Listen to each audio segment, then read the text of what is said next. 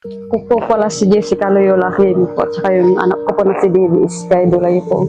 Kami nais po namin tumulong po sa inyo mga mabubuting puso po para ma-operan po namin si Davis. Kay sa Bagyo po punta po kami, hindi na po kayang operan yung ulo niya kasi type 2 na po.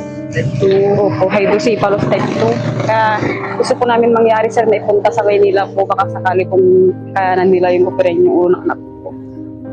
Para po ma-operahan po siya.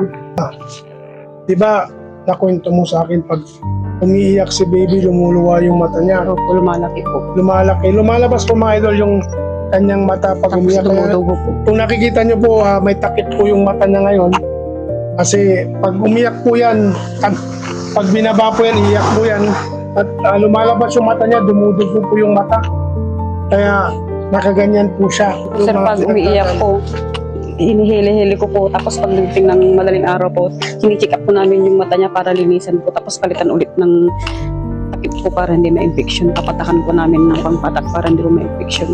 Tapos pag po umihitumae po, papalitan din po namin. Tapos kasayo-sayo na naman namin, sir, kasi po iyak ng iyak. Ayaw niya magpatulog, baka siguro nahihirapan sa sakit niya, sir. Yan yung mga idol, kung naririnig nyo po sa background, may parang humihilik. Ano po yun, si baby po yun. Dahil barado po yung sa ilong niya, yung paghinga niya. Dahil yung, di ba yung tubig na nanggagaling sa kanyang ulo, lumalabas po sa ilong niya, mga idol.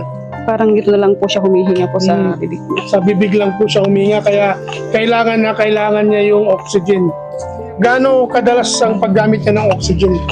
Isang araw po, sir, dalawa po. Pero minsan po, sir, pag wala na po kami isa, kahit itigil po namin. Tapos ilalagay na naman namin po, sir, para kasi araw-araw po kasi, sir, kailangan namin magsaka pag dalawang buwan ng oxygen po isasaka. Pero pag wala na po, sir, ang gagawin namin, tututok namin sa electric fan. O, manawagan ka?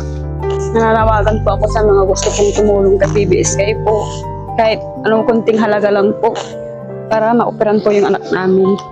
Naipunta po namin sa Maynila kasi po sa Bagyo hindi na po nila kayang operahan kasi type 2 na po yung ulo niya. Kaya naghahanap po kami ng doktor na mas magaling pa po na para ma-operahan po yung anak ko.